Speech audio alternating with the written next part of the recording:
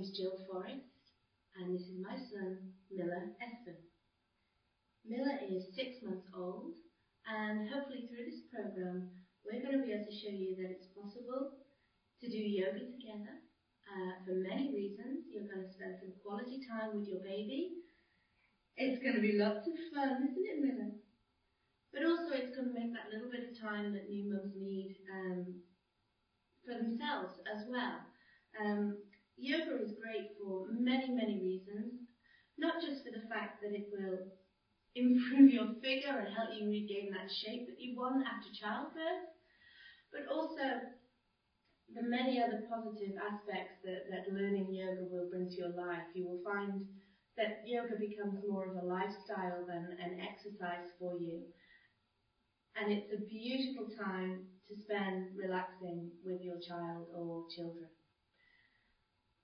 Now, as we run through the course of programs, you will realise that distractions come hand in hand with having new children. And as long as you are happy to expect that, then that shouldn't be a worry for you.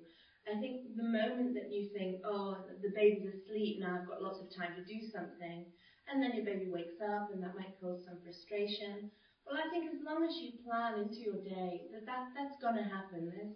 There's going to be times when you might be practicing yoga, when you need to change a diaper, or basically your baby's just not in the mood. Maybe he's overtired, maybe overstimulated, and you just need to go and do something else and come back and try again later. There are a few things that you need to know before practicing yoga. Firstly, I am a qualified yoga instructor, so everything that I do here is safe. And yoga doesn't include any jerking or bouncing movements. It's a gentle stretching and flexing of the muscles of the body. However, if you do feel there's any reason why you shouldn't be practicing yoga, for example, if you're having a difficult pregnancy, or if you have any specific joint injuries, then I would always advise that you seek some advice from your medical practitioner before embarking on a new yoga program. However, everything I do here is safe for you and for your baby. However, for those safety rules, it's quite important that you have a non-slip surface.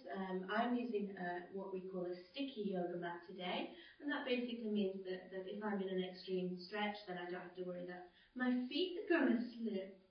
Yes, that's right. Miller, as you see, is in tights today, but he cannot stand yet on his own, so I don't have to worry about his feet slipping anywhere. Now, again, depending on the age of your baby, there are certain things that you might want to hand. Today I've just got a little fleece and a blanket in case he wants to sort of crawl around, or if he wants to fall asleep, or if he just wants to have a play. Miller's at the stage where he's not yet crawling properly, but he soon will be, so soon you'll see me chasing him around this space, I'm sure. Yes, with a non-stick yoga mat, it's also important that you have bare feet. Again, the socks are very slippy. We're very attached to our socks in the Western world, but let's get rid of them at least for a few minutes, and you can feel your feet on the ground, and you can feel your centre of gravity, and it's much better to practice yoga. Also, as yoga is about flexing the joints, strengthening the spine, working with the body, we often forget that we're also massaging the internal organs as we get into some of these positions. So therefore, it will help you if you don't eat a big meal for at least 90 minutes before you practice, simply for the fact that it might give you indigestion, especially when we're in some of the poses where the head comes down lower than the hips. It can just upset your digestion a little bit if you've had something to eat right before you start. Okay, so we're going to start today with some breathing, and then we're going to go on to some exercises that are going to loosen off the joints ready for the asanas, which I'll probably introduce very slowly over the next couple of weeks.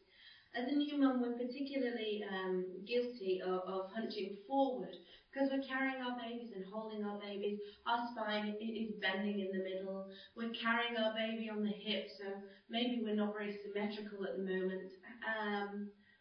when you're carrying your baby as well in your arms a lot, when you're soothing them, or if they fall asleep on you and they like to be close to the body, or if you have a baby sling, for example, you'll find that the shoulders ache, the back starts to ache, because all that movement's pulling you forward. Or sometimes to counteract that, you might lean far too backwards.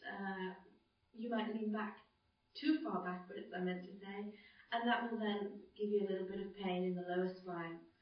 And the great thing with yoga is it works a lot with forwards and backward bending. And backward bending we're not so used to. We feel a little bit unnatural when we do it at first, but that's no problem. That's quite normal. But what yoga does is strengthen out that spine. It will improve your posture. You'll notice that straight away. If you're lucky, you'll drop down a size without really thinking about it because of the work that you're doing on the hips. Yeah, and on the waist. You're not dropping down in size. You're going up in size, aren't you, little boy?